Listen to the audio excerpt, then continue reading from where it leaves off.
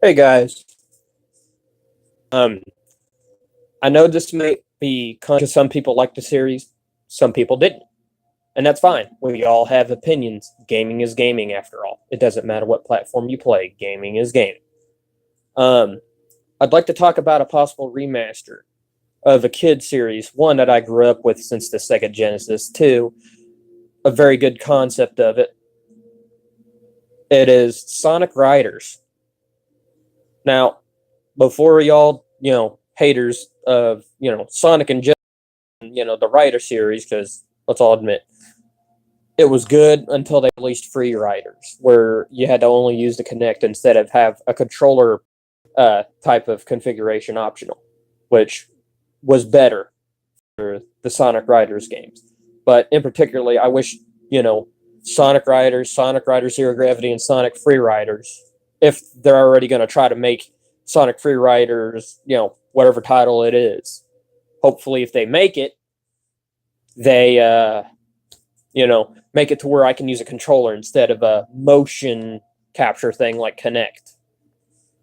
Um, if so, I'd like to go over, what would make it good besides, the storylines and, the offline multiplayer is create an online multiplayer.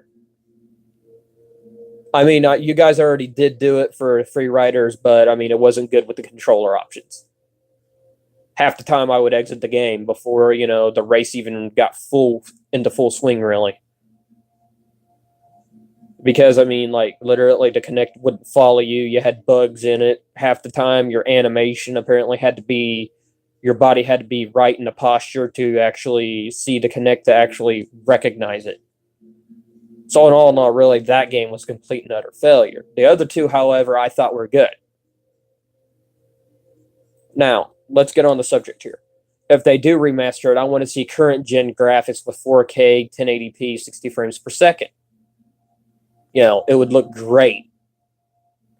Heck, even upgrade the graphics on that one too. I mean, that'd be a plus as well.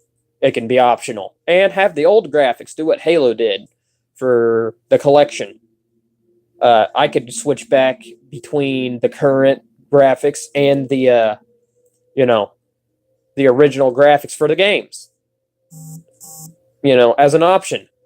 So that's one big plus, and make it to where we could customize our own characters in it too, kind of like what Sonic Forces did. We could create our own character, and each time we beat a game or beat a level on it, or beat a challenge, we were rewarded with special character designs or outfits, shoes, whatever you have not. Um, I would actually love to see it.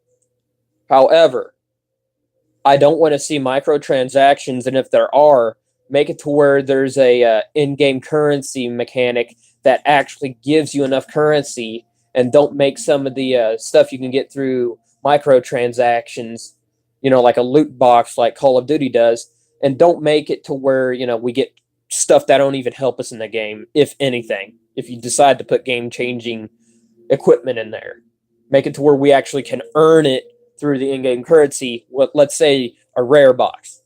Let's make it to where you actually get a device every two openings that you can actually change the game with it and actually increase your chances of winning the race. Because let's be honest, every time Call of Duty or Activision brings out a Call of Duty game, I'm using this as an example. So if anybody has, oh, you're talking about Sonic, but you're bringing up, a different type of game that's more successful. Well, I'm using this as an example because we're talking about microtransactions possibly being brought to Sonic Riders remastered if they do it. This is if they do it. So I'd like to use this as an example if they decide to bring microtransaction and loot boxes into the game like Call of Duty did. Now, again, let's say, you earn about 500 credits per game, and most of the stuff you can buy separately instead of going to a loot box. Let's say it's about 1,000, 1,200, and you earn, let's say 100 is the lowest and 500 is the highest. And if it's double, take 500 times 2 or something like that, make it 1,000.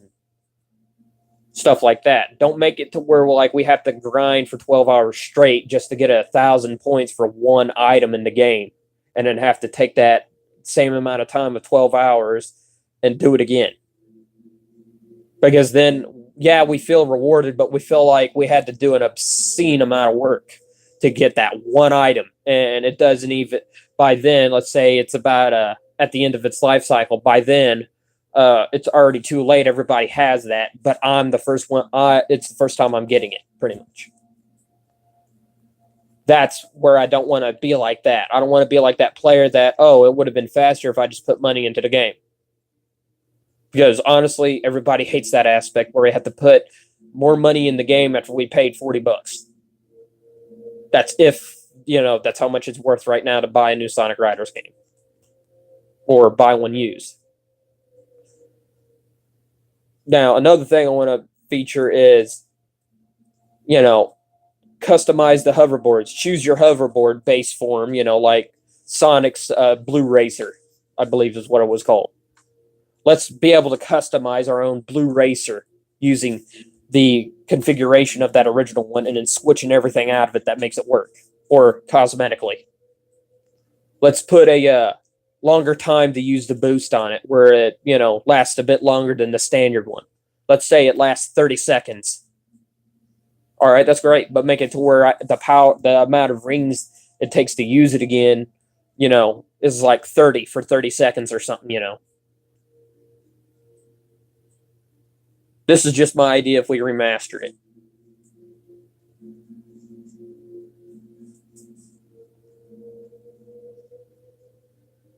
And if so, I'd like to make it to where we can actually do more tricks with it too.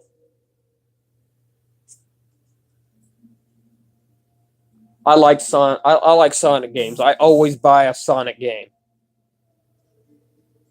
But sometimes I feel like instead of actually taking the time to actually put work into the game, especially after Forces, I feel like, it doesn't have any more work like it used to have.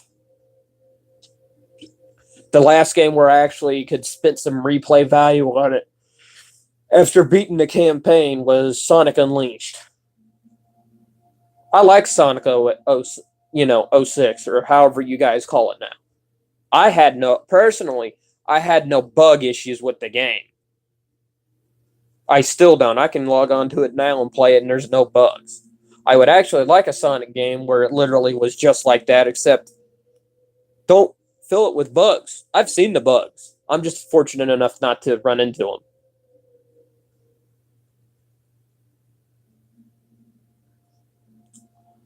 Another thing I want to get into